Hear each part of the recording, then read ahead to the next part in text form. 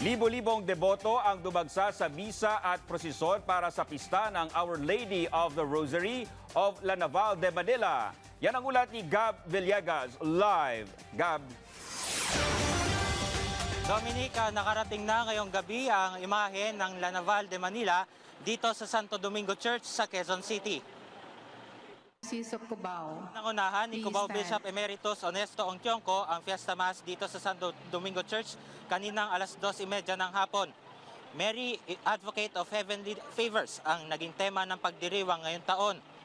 Nakasentro ang homilya ng obispo sa hindi matatawarang pagmamahal ng Diyos sa kanyang bayan sa kabila ng mga pagkakasala nito. Ayon kay Bishop Ongtionco, hindi nakalimutan ng Diyos ang mga tao. Hindi tayo pababayan ng Diyos. Itatak ninyo sa puso ninyo ang mensaheng ito. Hindi tayo naglalakbay, nag-iisa. Kalakbay natin ng Diyos ang bawat isa. Nakikinig tayo sa mensahe ng Diyos katulad na pinakita ng ating mahal na ina sa Ebanghelyo. Sinabi pa ng obispo na itinuturo ng mahal na ina na higit pa sa paghingi ng biyaya ang panalangin, kundi isang malalim na pakikipag-ugnayan sa Diyos. Ang panalangin ay kailangan natin lalong-lala sa panahong ito. Pinapalalim, sinusubukan tayo ng Diyos at marami tayong mapupulot sa ating mahal na ina. Magtiwala ng lubusan.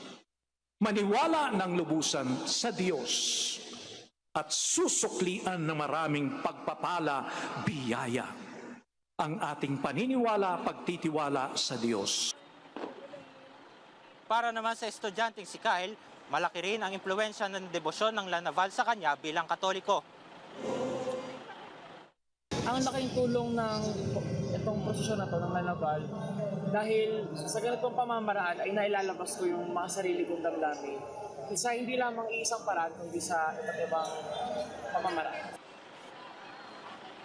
Kaninang alas 4 ngayong hapon nang magsimulang iikot ang imahe ng La Naval kasama ang 25 imahen ng mga santo sa palibot ng Santo Domingo Church. Aabot naman sa 1,500 tauhan ng Quezon City Police District ang ipinakalat para tiyakin ang kapayapaan at kaayusan ng kapistahan.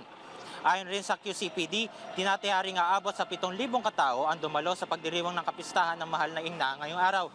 Posible rin madagdagan ang bilang ng mga tao na dadalo sa kapistahan ngayong gabi. Dominic, kaninang 5:52 ngayong hapon nang dumating ang ulo ng prosesyon ng mahal na ina dito sa Santo Domingo Church. At ilang minuto lamang ang nakalipas nang dumating ang imahen ng La Naval de Manila sa loob ng simbahan. At ngayong alas 7 ng gabi ay inaasahang magsisimula ang Fiesta Mass na pangungunahan ni Father Charles Moises Abarientos, OP. At yan muna ang huling mga pangyayari mula rito sa Santo Domingo Church sa Quezon City. Balik si Dominic.